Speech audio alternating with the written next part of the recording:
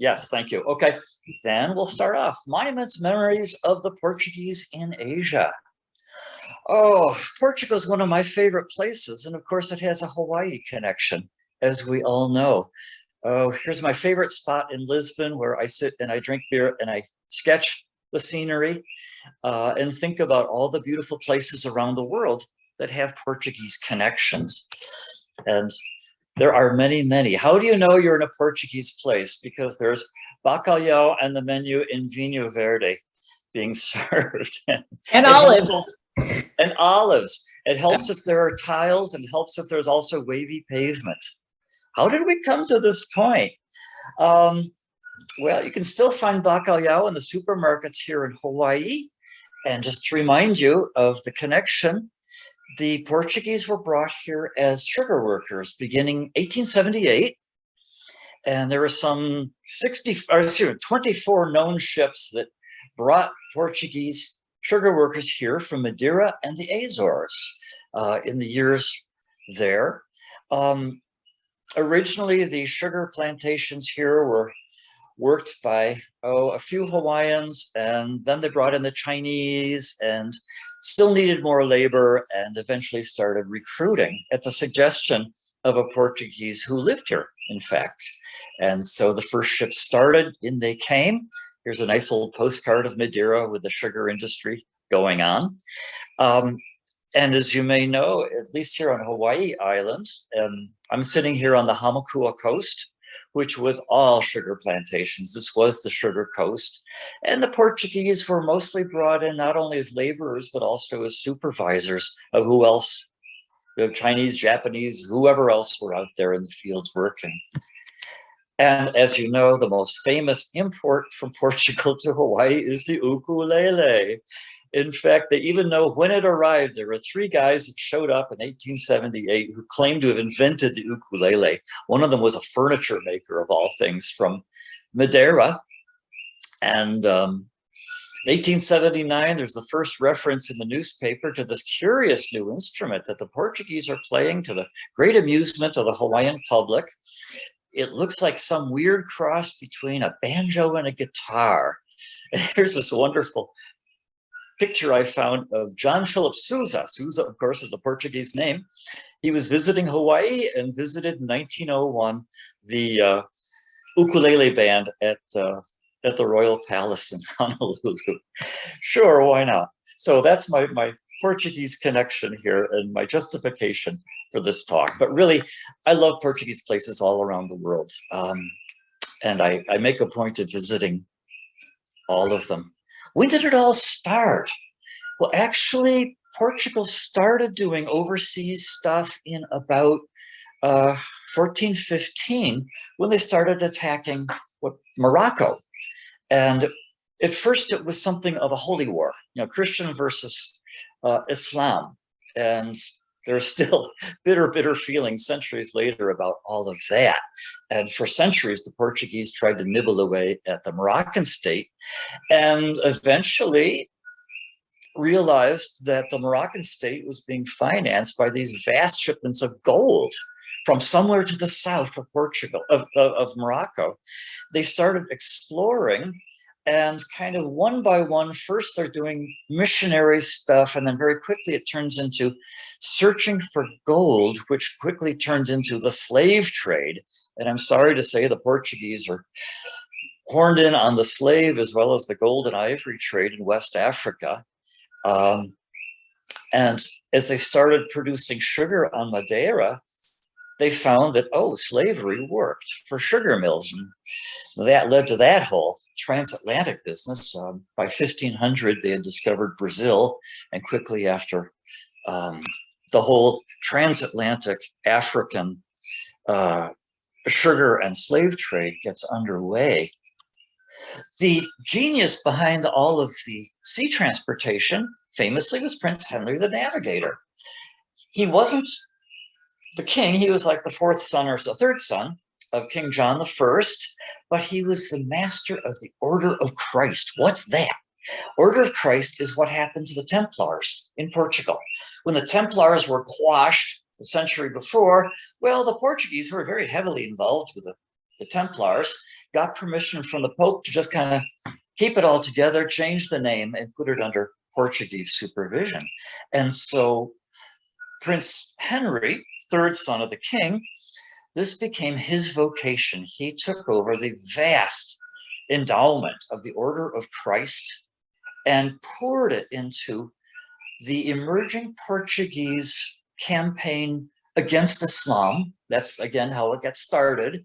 And then quickly discovered, oh, the gold trade, the ivory trade, and oh dear, the slave trade.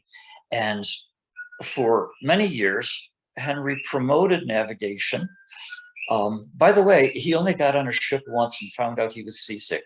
And that was the end of his voyaging day. So he was a land guy, but he ran and organized the whole campaign that made Portugal into the world's first global empire.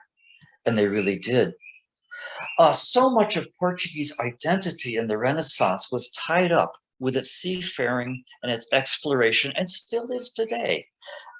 Behind me, I have an armillary sphere right here. Ta-da, my armillary sphere. And you can see it's now on the Portuguese flag, actually. It was added by King Manuel I, who presided over the greatest period of the Age of Exploration, when the Portuguese actually made it around Africa and to India. Let's take a look at a map here. You can see the routes. It was quite a methodical campaign around Africa. Again, it all starts with invasions of Morocco, and then they quickly got lured farther down, farther down, farther down, to the point where every year a flotilla would be set out. This is all through the 15th century, from really about 1450 on. It gets going. Systematic voyages of discovery sent ever farther down the coast of Africa, maybe 200 miles every year or so. With meticulous notation, it would be sent back to Lisbon, it would be archived, and the next year's expedition would build on that. They eventually found their way around the Cape of Good Hope. In fact, they renamed it. It was the Cape of Storms, and the king said, no, no, no, give it something better. So sort of like Iceland and Greenland, the Cape of Storms became the Cape of Good Hope. And sure enough, they rounded it.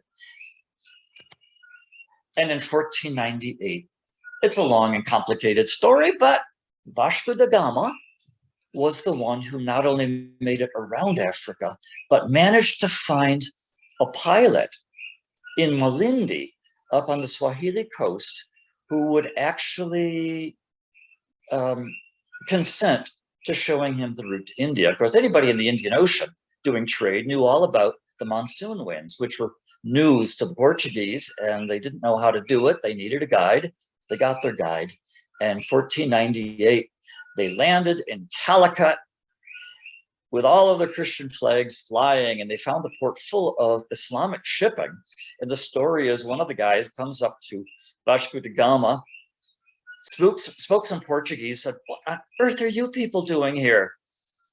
And da Gama famously replied, we come for spices and Christians. They knew that there was Prester John, some legendary Christian king out there somewhere, probably kind of confused with the emperor of Ethiopia or somewhere out east. They weren't quite sure. Anyway, spices and Christians, and really for the next several hundred years, the Portuguese in Asia mixed the commercial and the religious missionary aims to an astonishing degree, and I'll talk more about that when we look at some of the different cities. The search for both was genuine. The search for spices, and primarily pepper, was enormously successful, and very shortly, the Portuguese horned in on everybody else's Indian Ocean trade in pepper from the Malabar coast of India. They managed to grab the trade that had been going to the Persian Gulf and overland and through the Ottoman Empire and to Venice and to Egypt and into the Mediterranean that way. They managed quite quickly to take that trade and round Africa with it and bring the spices back to Lisbon. How did they do that? They had fantastic ships, And they had fantastic armaments. And all of this is quite deliberate. They've been working on it for years with their various wars with Morocco. And they simply blasted their way into the commercial spice trade of the Indian Ocean. And when they found it was working, they actually managed to suppress a great deal of the Islamic shipping trade. Again, that mix that we find so odd of religious and commercial motives was very much running this whole operation.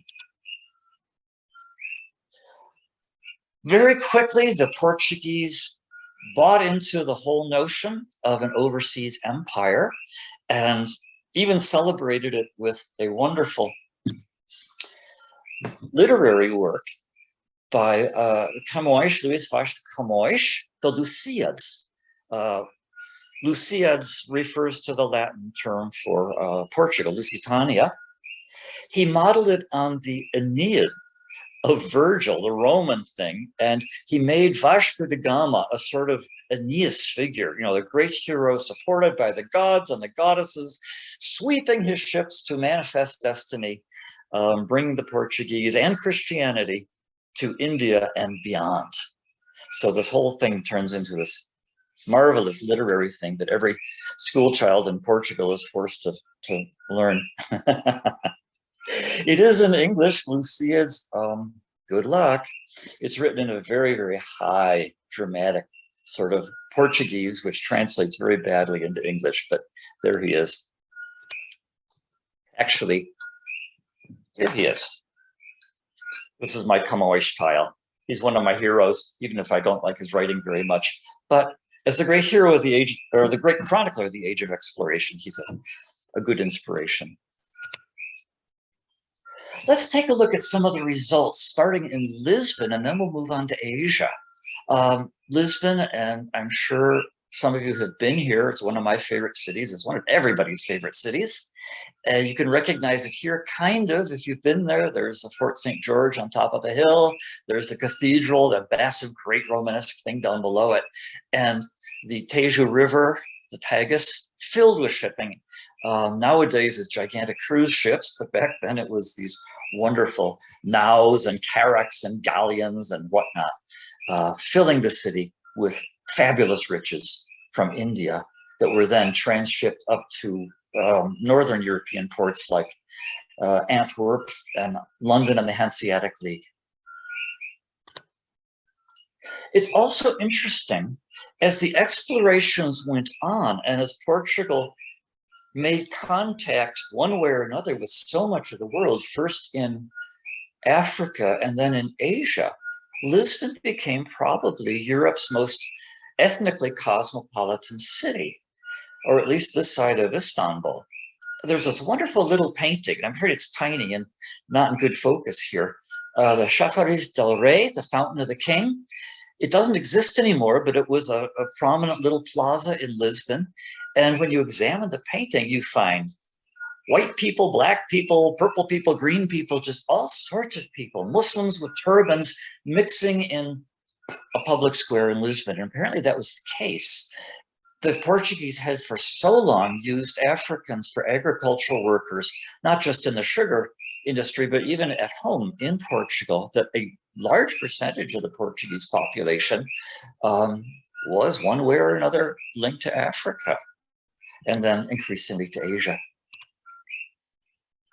It's interesting to me that when they started setting up the government of all of this, the administration of the Casa da India, India, of course, being the name for the whole Asian enterprise, they built the office right next to the royal palace, and the royal palace was right on the harbor, so the king could eat his breakfast and look out the window at the shipyards that were building the ships that were bringing all of the wealth pouring into Lisbon and into Portugal.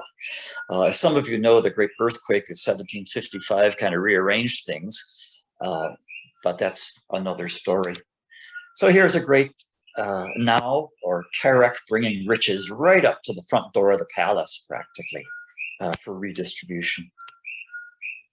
The architecture of this period is remarkable. It's something you don't find anywhere else in Europe. We call it the Manuelian style.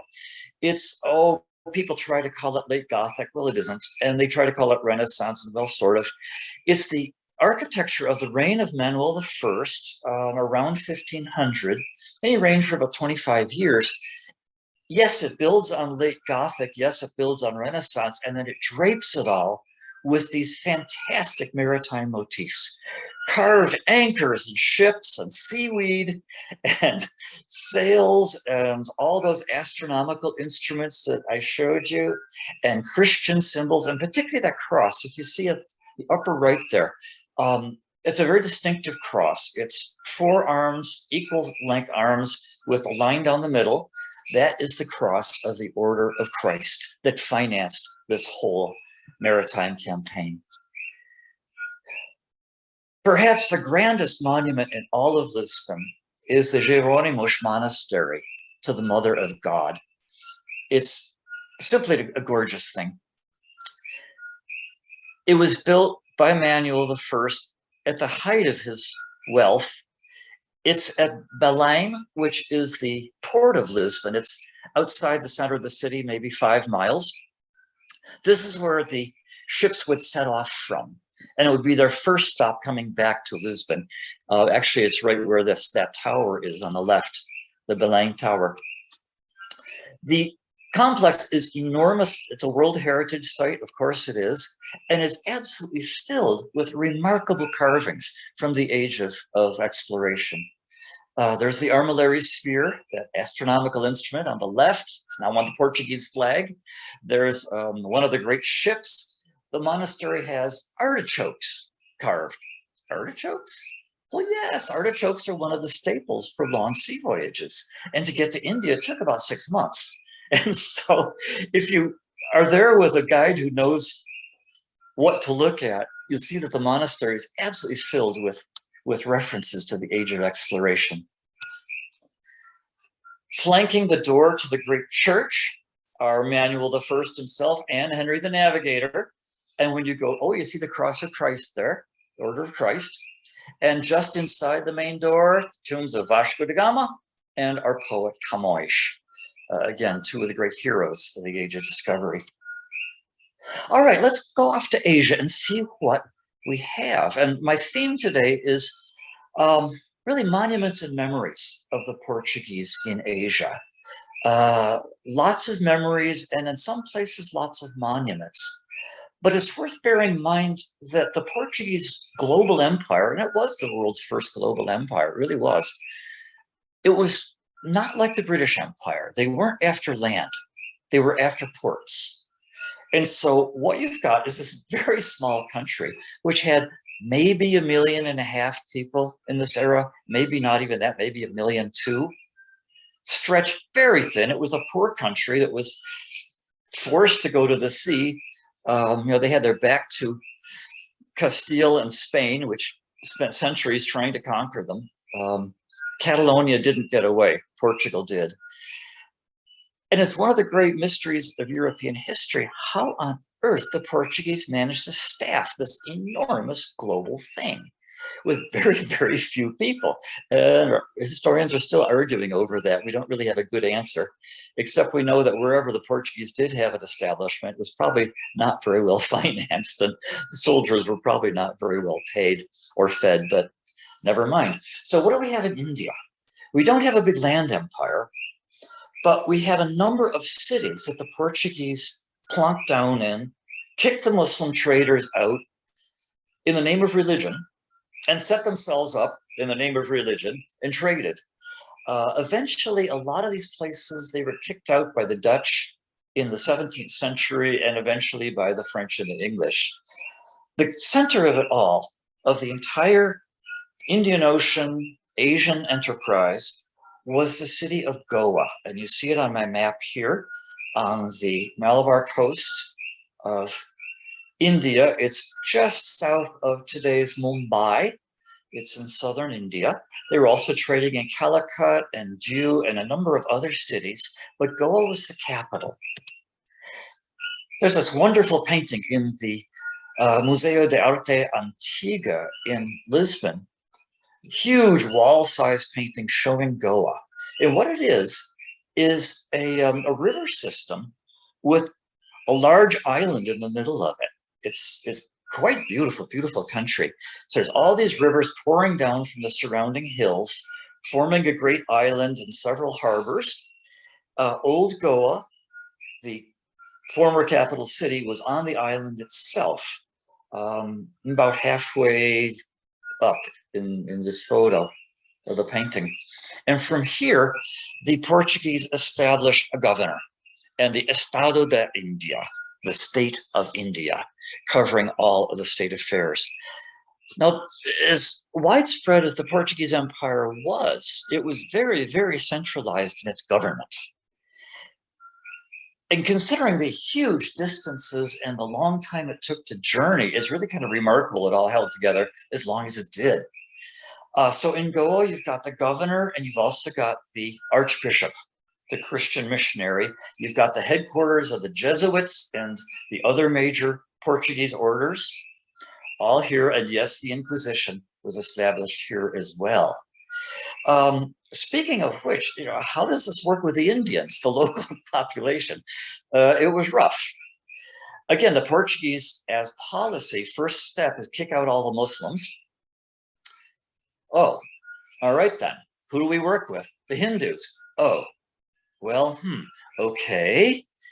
And Buddhists, there are some of them hopping around. There are actually some old Jewish populations along the coast of India. So the Portuguese kind of were forced to deal with Hindus primarily, and they were very restive. The Portuguese administration of Goa was quite harsh, and they pushed very hard for conversion to Christianity. It never settled very well, and Christianity really never took hold in India very far beyond the urban centers of the Portuguese and later colonialists. So it was always kind of an isolated little island, and the state of Goa today in India is still kind of a place apart. As any Indian will say, oh, it's not really India. Well, it has been since the 1960s, but before then it was very much its own Christian Portuguese enclave.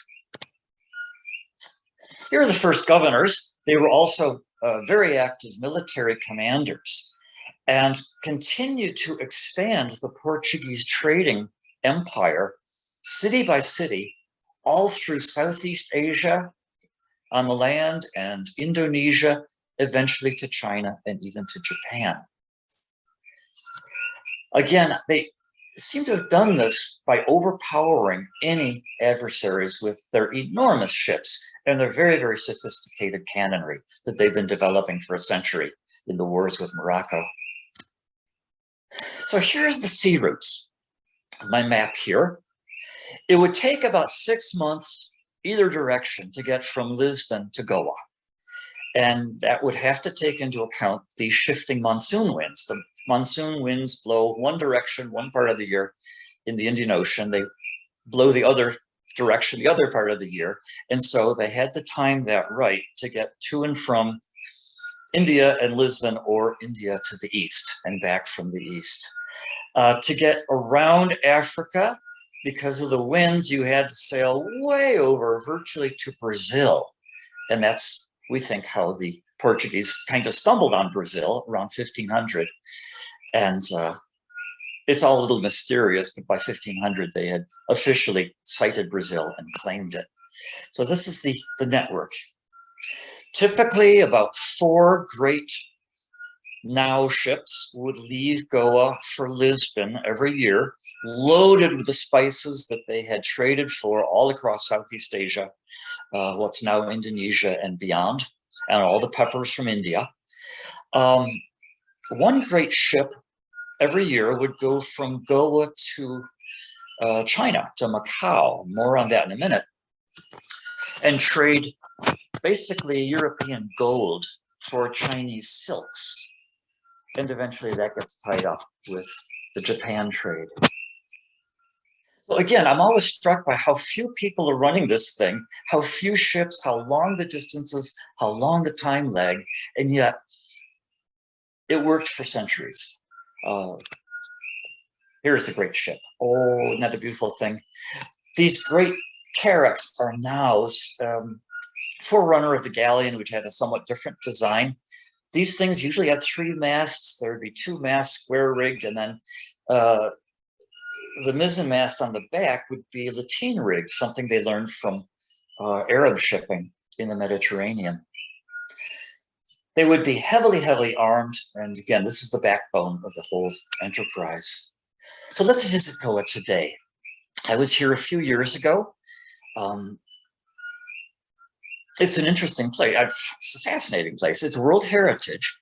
The Portuguese city of Goa is now mostly abandoned. Why? The harbor silted up. The mosquitoes came in. The malaria was always horrible. The modern capital of Goa state is the city of Panjim, which is closer to the coast. But old Goa is still remarkable for its monuments. On the left there, you see the gate we would enter if we arrived in the city after our 6-month voyage from Lisbon. And there's a little church there, one of the first ones the Portuguese built. Part of the problem with old Goa is that the stone isn't very good. It's a laterite, which isn't really much of a stone at all. It's kind of consolidated muck, and the buildings fall apart. Oh dear, never mind. It was the boom town of its age, and here's a portrait of it in the 16th century with all those neat little Portuguese houses with those hipped roofs that you still see everywhere in Portugal, the red tile roofs and the white. Again, like Lisbon, this was a vast melting pot of ethnic people. And of course, there's nothing like equality or any of that. The Portuguese were the dominant class, and different ethnicities had different ranks and different amounts of influence and freedom, depending. But the Portuguese church and the Portuguese government were absolutely the folks on top here, and anybody else was kind of a servant. There was always a women shortage from Portugal, but the Portuguese, famously unlike the British, encouraged the men to marry locals. And so most of the population, after maybe 50 years, were in fact mixed populations, mixed mulatto Portuguese, Indian Portuguese, Indonesian Portuguese, African, what have you. And that was always the rule in the Portuguese colonies. The government encouraged the men to marry local, build families, and stay. The Viceroy's Palace in Goa still exists. It's semi-ruinous. They're trying to hold it together. Again, the local stone is terrible, but I'm kind of interested. I walked around here. You see the wall decorations in red. In Portugal, that would have been tile. Beautiful blue and white azulejo tiles. Well, apparently, even in the governor's palace, they couldn't afford to ship them here. So all of that is paint. But still, the architecture is very familiar if you're familiar with Portuguese architecture.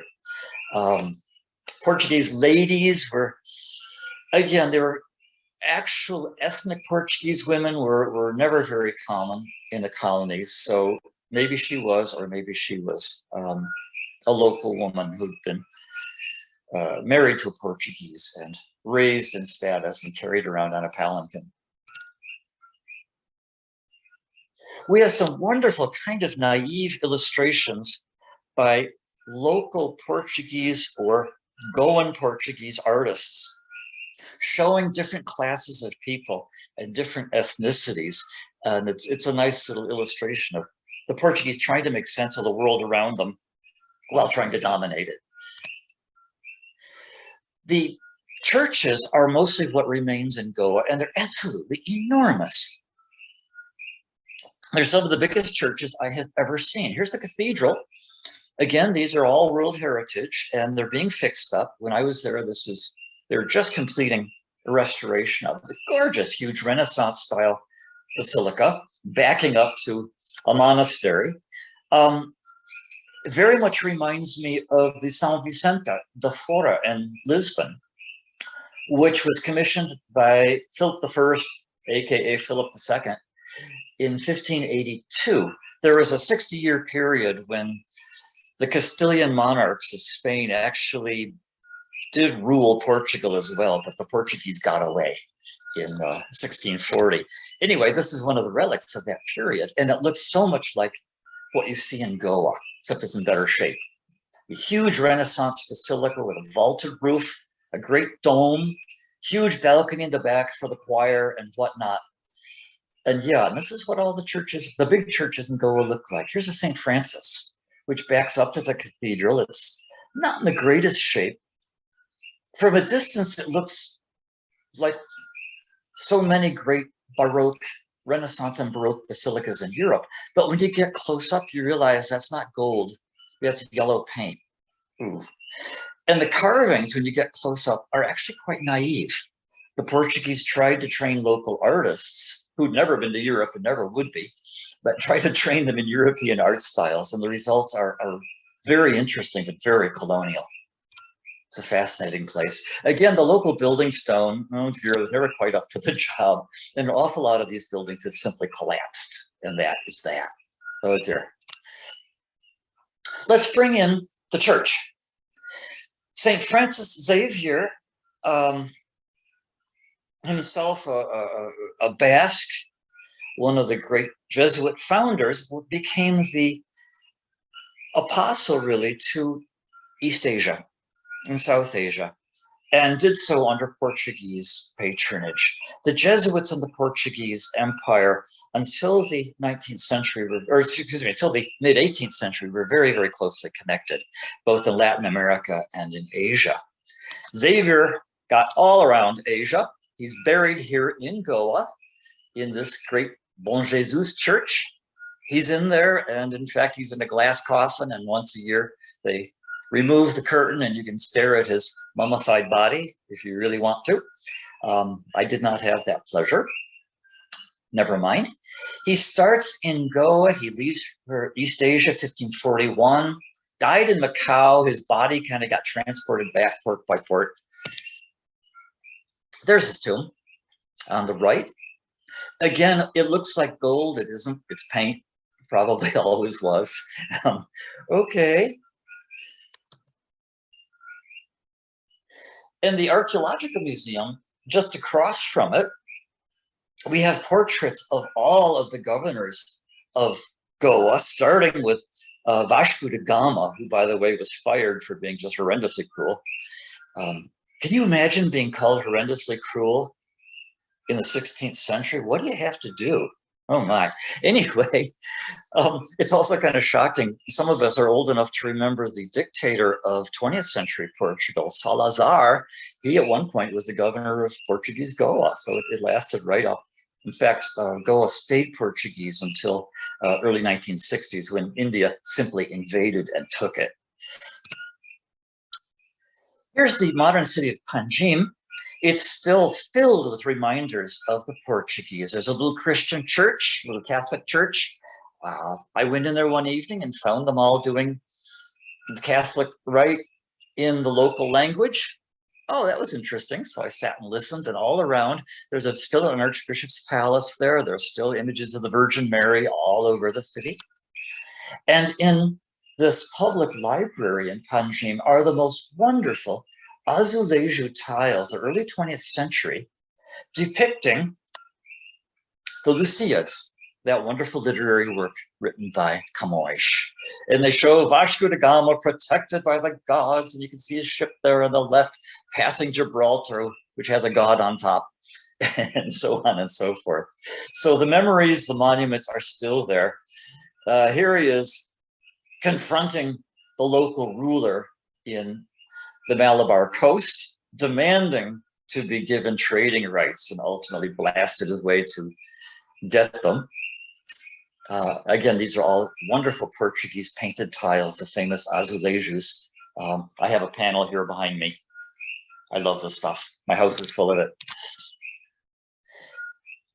In Lisbon, memories of the Asian connection are, I think, best to be found in the Museu Nacional de Arte Antiga, the National Museum of Ancient Art, my favorite museum in Lisbon. Everybody has a favorite.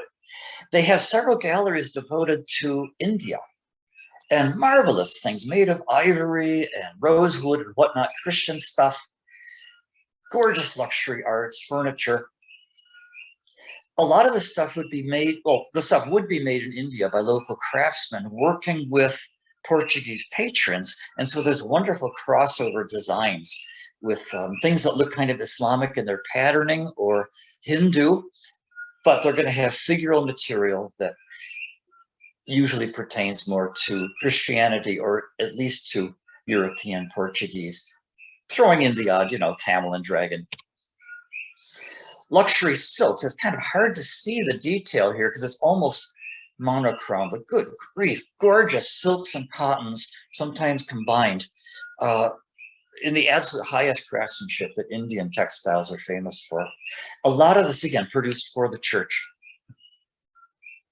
Let's go to my second city in Asia, Malacca. This is, as you see the map there, it's right in the middle of the Straits of Malacca, which separate Malaysia, modern Malaysia in the north, and the Indonesian island is Sumatra. So this is in today's Malaysia. Again, it's a World Heritage City. It was a fairly new city under Muslim rule when the Portuguese found it in 1511, just a few years after they'd founded Goa. They're pushing east, realized that this was the absolute epicenter of the Southeast Asian spice trade. Again, blasted their way in their great ships in this little harbor. It's a surprisingly tiny place. Tiny harbor. It reminds me kind of Annapolis, Maryland. It's about that scale. They have a modern replica here of one of the great Portuguese trading ships that famously sank outside the harbor with an enormous treasure in it. Oops. Again, it was a small fortified place. They built a moat. The river there on the left is the Malacca River. On the left side is the Chinatown, and still kind of is, where they dealt with Chinese traders. And on the right side of the river, surrounded by an artificial moat, is the famous Afamosa Castle. Again, it had been a Muslim city. The mosque there on the left is the oldest mosque standing, I believe, in Malaysia today. They've reconstructed the Malay Muslim ruler's palace out of wood. It's quite a gorgeous thing. The fortress the Portuguese built right next to it. All that's left is the gate and the church on side. When the British took Malacca some centuries later, long story, they demolished the fort, but under somebody's protest, said, all right. They saved the front gate as a little memorial, figuring that wasn't too much of a threat. So there it is. And up on top, there's a Church of St. Paul. This is one of many places where St. Francis Xavier was buried once, and then moved eventually back to Goa. His body was moved. So there's the city from the top of the fort, from the church. And that's about as much city as there is. Again, it wasn't huge. And here the Portuguese had no land empire at all. They just wanted the harbor. They wanted the control of the Straits of Malacca. And that's what they had until the Dutch chased them out some 100 years later. What are the monuments and memories today? Well, besides the fort, besides some churches, there is still a Portuguese community in Malacca, as there very much is still in Goa. There is a Portuguese dialect unique to Malacca. It's something between Malay and Portuguese, but several hundred people in town still identify as Portuguese. And the neighborhood's still there now, advertising, restaurants, nightlife, as one does. It's a modern tourist attraction, but okay, it's real, it's there, and you can visit, and you can attend the Festival of St. Peter there, where they parade something like a Portuguese ship flying shrimp and lobster flags for the sake of the festival. So there's not a whole lot of connection there still, but there is still. And one thing that's interesting, the historians all tell us that wherever the Portuguese ever were, the language lasted for centuries beyond the Portuguese occupation. These places all turned Dutch in the 17th century, and then they turned British, some of them French, some of them whatever. But in Indonesia, in Malaysia, and all through Africa, nobody ever bothered to learn Dutch, except I guess in South Africa. And for centuries, to the frustration of the Dutch, people kept speaking a Portuguese patois. It was just a lot easier and everybody spoke it. So it really did become a trading patois. Let's go farther east. The Portuguese are dabbling in the China trade. The Chinese are very carefully trading silk for gold. Portuguese adventurers become famous throughout Southeast Asia. The soldiers are never paid enough, and a lot of them ended up as mercenaries in places like Thailand. Thailand was never colonized, and in fact used Portuguese mercenaries in their own armed forces. Our best account of all this, the travels of Mendes Pinto, he was one of these guys. You know, he was in shipwrecks, he was in fights, he was all over East Asia, wrote wonderful descriptions of his times in China, his times in Thailand, and so on and so forth. Today, if you go to Bangkok, you can see the Portuguese still guarding the royal palace. You can tell them by their heavy jowls, their big weapons, and their big, tall hats. And this became kind of a cliche of foreign armed mercenary guards.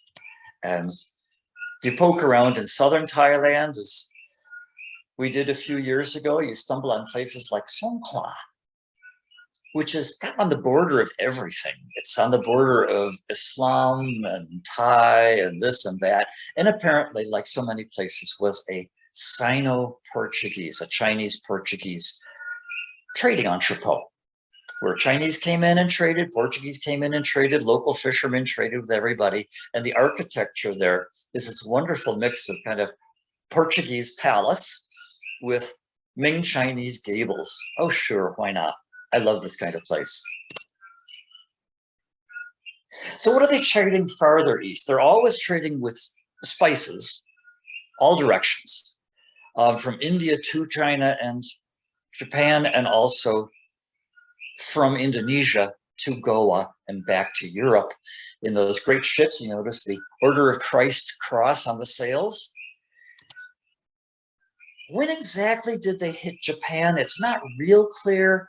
Somewhere around 1540, some Portuguese sailors, the story is 3 of them landed in Japan by mistake and the rest followed. I don't think anybody really knows. But soon enough, the Portuguese are trading in Japan. And soon enough, Xavier and the Jesuits show up to take advantage of it. And here is St. Francis Xavier performing a miracle, saving some of his shipmates from certain death by bringing them back to life on the way. So here is a map from Goa to Malacca, up to Macau in China, and eventually to Nagasaki in Japan. Macau and Nagasaki, they were given access, very restricted access to very tiny port facilities, but they were important.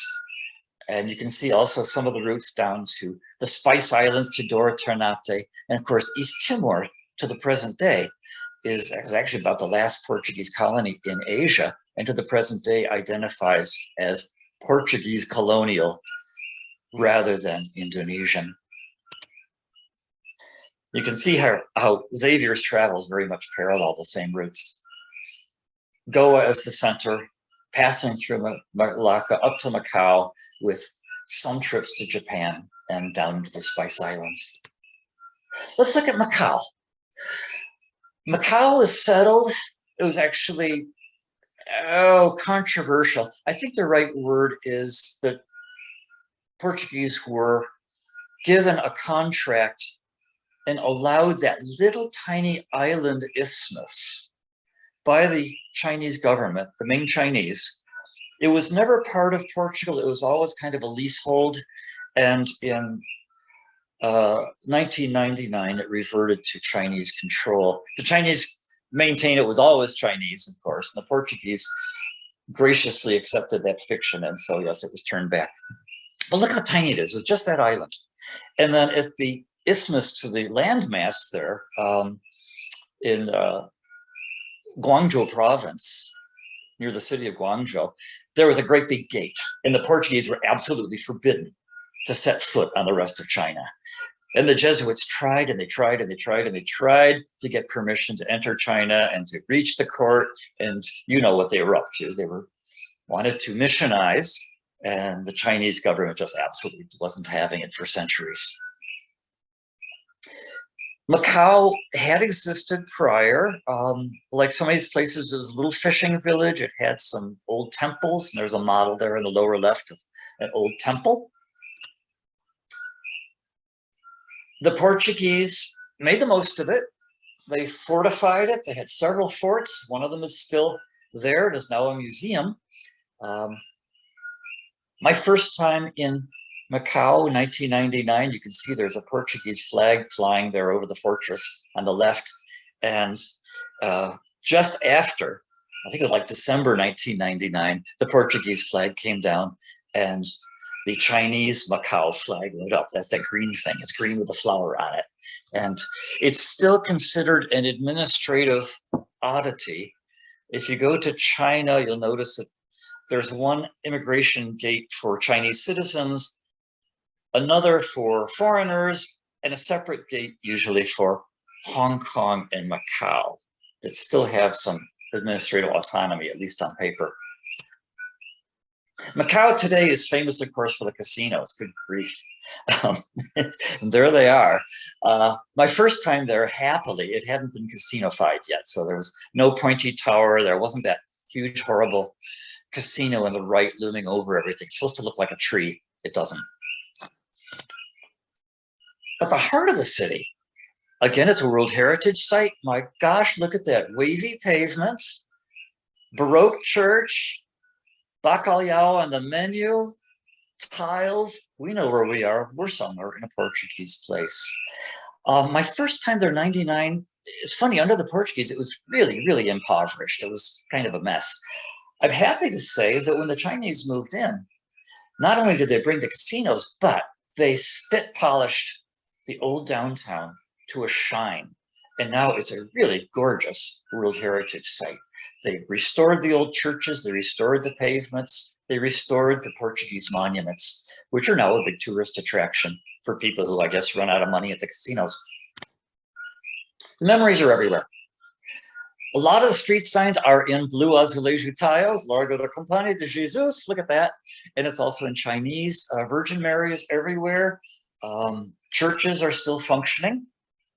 There is, again, a local Portuguese identified population speaking their own patois of Portuguese / Cantonese / what have you. Again, that population is disappearing, but they're still there. The Portuguese left having put up some absolutely gorgeous museums. I guess they wanted to be remembered well after they left. There's a maritime museum with these wonderful ships that are at a crossover between European and Chinese ship design, still functioning as tourist attractions around the Pearl River Delta. And look, there's a nice Portuguese now that's turned into the vehicle of Tinhao, the sea goddess. Who's she? Oh, she's a local Chinese deity. She's all over the Chinese southern coast. And this very, very old temple, that the temple here actually predates the Portuguese in Macau. And look, somebody's carved a great one of these onto the rock, and it's bringing her in. Probably the most famous monument to the Portuguese in Macau is just a facade of, yet again, St. Paul. Remember, St. Paul was the missionary to the Gentiles in the Bible. And most of these Portuguese cities, the main church was dedicated to St. Paul, the great missionary. The facade is 17th century. The rest of the church burned down in 1835, but they're keeping it. It's kind of the symbol of the city now. And the carvings are fascinating. The carvings, of course, were meant to project Christianity to a foreign audience. And so a lot of it is big symbols. There is a ship. It's the ship of faith. It looks real Portuguese. There is Jesus Christ above the ship. various allegories, the devil tempting man to commit evil. The Holy Mother tramples on the dragon's head. Remember death and you shall never sin. Of course, the problem in China is that in China, dragons are good. And I'm not sure the Portuguese realized that the Holy Mother really shouldn't be trampling on a Chinese dragon. That's kind of a bad thing. Oh, well, little mixed message there. And sure enough, our poet Komaish is commemorated all over the city. There's a park with his name. And this statue is inside the courtyard of the old Loyal Senate Palace, which is all spiffed up and beautiful now in the center of Portuguese Macau. The museum that the Portuguese left when they left is spectacular. It's the old castle. And also active, there's a cultural institute, the Fundação Orienta, which maintains the memories of the Portuguese in Macau in a very orderly way. It's got archives, it's got academic programs, outreach, scholarships, the works. This is their headquarters in Macau. And they've also recently opened a gorgeous new museum in Lisbon. It's in an old seafood factory, and there's kind of strange murals of seafood going on the outside, but the inside is vast amounts of gorgeous Indian, Chinese, Japanese, Indonesian,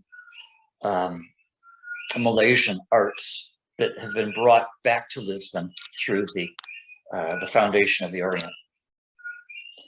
A little more about the Jesuit missionaries. Most famous one in China was Matteo Ricci. He's Italian, he wasn't Portuguese, but he was always working under Portuguese sponsorship.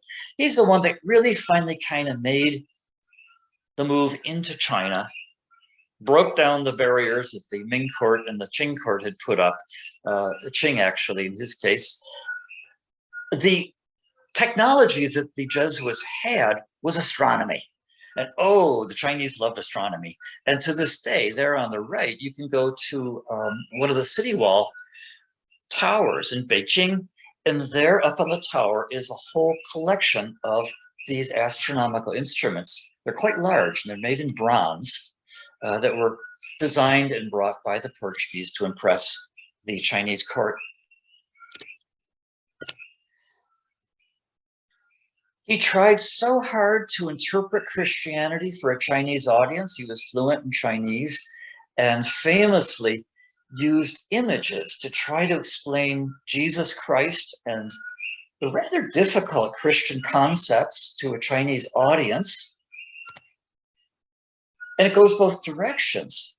He was also sending information back to the Jesuit college in Rome, where one of Europe's first great museums was organized at the Jesuit college by Athanasius Kircher, where Mr. Kircher was a self-proclaimed expert on ancient Egypt, which is complete nonsense, but he impressed everybody, built this wonderful thing. He found the origin of alphabets was in ants. You can see the upper right there, ant formations. Well, those turn into Chinese characters, and they turn into Hebrew, and they turn into Egyptian hieroglyphics. He was sure of it. He was also very good at volcanism and you name it. But he also got very good information on Tibet from the Jesuits. Was a little vague on the Dalai Lama, was a little vague on the Amitabha Buddha, but it was ballpark. And this is a great example of the Jesuits working through the Portuguese and bringing China back to Europe. And lining Europe's Kunstkammers or wonder chambers with fabulous things from the East and from Brazil, of course, and from Africa. But Buddhas and teapots and alligators and whatnot.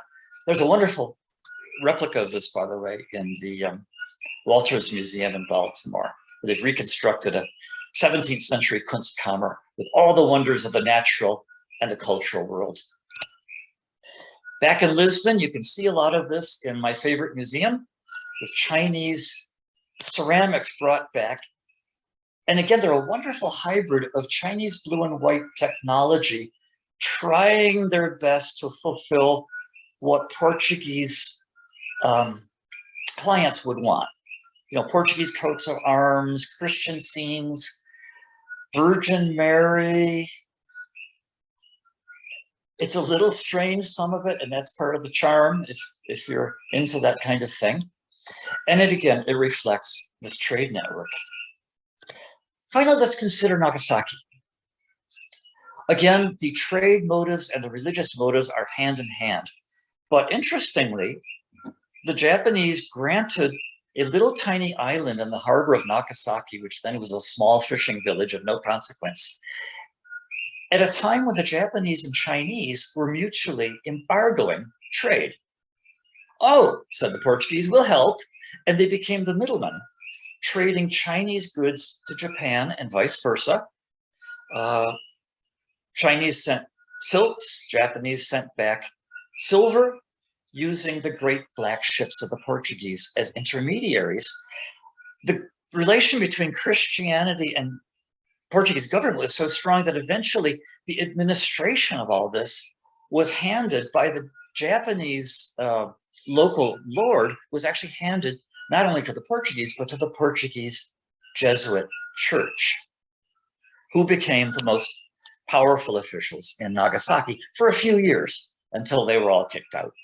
But again, in the art in Lisbon, you can see that there's an entire room with these fantastic Namban, or Southern Barbarian, paintings by Japanese artists on screens. And they show the great black ships coming to Nagasaki and these bizarre Portuguese foreigners with their long pointy noses and their balloon pants and their tall hats arriving and bringing goods to Nagasaki and ultimately to Japan. You see an image here. So for something like 8 years, Portuguese Jesuits actually ran the administration of Nagasaki. Why? Because it was a time of civil war in Japan, and it was convenient for the local lord not to have any Japanese running the city. There's a baptismal font, by the way, very crude clay baptismal font. Christianity actually took off in Japan with the Jesuits, but was then suppressed in the early 17th century. And in fact, great martyrdoms were ordered. Numbers of Japanese converts were slaughtered when suddenly the Jesuits were kicked out and Christianity banned in Japan. Memories today, well, once again, there's an annual festival with Nagasaki folks parading a Portuguese ship through the streets. I'm not sure how much else they care to remember. Well, the Asian trade diminishes, and Portugal's role in Asia diminishes in the 18th century. And for a while, Portugal was really quite impoverished until Brazil saved the day. Brazil had always had sugar, but in the around 1700, first gold and then diamonds were discovered in Brazil. And that sparks the second golden age of Portugal, which is largely Brazilian financed as the Asian ports faded in importance, but they're always there in the memories. Back in Lisbon, there's lots and lots of tile panels showing memories of a fantasy Asia. China, which always has palm trees and ladies with parasols, sure, why not? Pagoda towers. Chinese ceramics continue to be part of the royal treasure. This lovely little palace just outside of Lisbon, the Palace of Queluz, 18th century. The tile panels depict fantasies of China there on the left, Brazil there on the right. Oh, I want those panels. I know they're colonial, they're racist, they're horrible, they're evil, but God, they're fun. Fantasy colonial images. So those are the memories and monuments of Portuguese Asia, both in Portugal itself and in the Asian colonies today. So thank you so much for joining me in my own memories of Portuguese Asia. There's my Kamaish, there's my panel of tile showing a ship in astrolabe, and I thank you so much for joining me. I'll be very happy to take questions from anybody. If you unmute yourself, I will try my best to be useful. Hi, can you hear me, Larry? I can indeed. Yeah, this is Carol for anybody who's wondering where this disembodied voice is coming from. Carol is our esteemed executive director of the East Hawaii Cultural Center. True, though that has nothing to do with my question. I mean, that was fascinating to see the different ways in which the Portuguese had lasting cultural influence in different countries. I think if I may attempt to characterize what you said, I'd say a lot of it was in terms of religion and linguistics and architecture. Do you see any parallels? I mean, obviously, Portugal really never colonized Hawaii, so it's going to be different. But how do you see maybe Portuguese influences in Hawaii? You know, it's a great question, and I don't have a good answer. I'm sure there are plenty of people here who know better than I do. The Portuguese that were brought here to Hawaii were agricultural workers from extreme colonies. And I just don't see a whole lot of the architecture and that sort of stuff here, with the one exception of our painted churches. And that, you know, there's one down in Kalapana, there's one over on Captain Cook, and several others, preserving sort of the idea of a very ornate little Roman Catholic church, painted by not Portuguese artists, but by Roman Catholic artists. And that's kind of the only visual thing I've run across here. And I'm sure I'm wrong, but I don't know of others. What you find more here is food. That's what I was going to say, is it feels like the influence is more toward food. And, you know, maybe that's a reflection of, in some sense, the Portuguese here were not colonized themselves, but they were not the privileged. They were the, you know, exploited who came here. And maybe, you know, you see more basic human cultural things like food in a situation like that. I think so. In fact, I understand. I'm sorry? The figure you showed of the Portuguese guardian, there's one, I don't know if it's still there, was one outside of KL.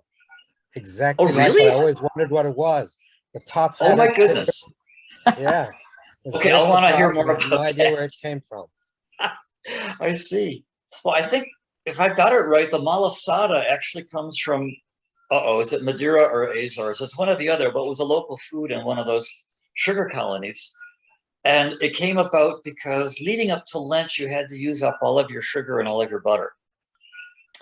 And I just read recently that apparently there was a Portuguese festival here for a long time. I don't know if it's still going on.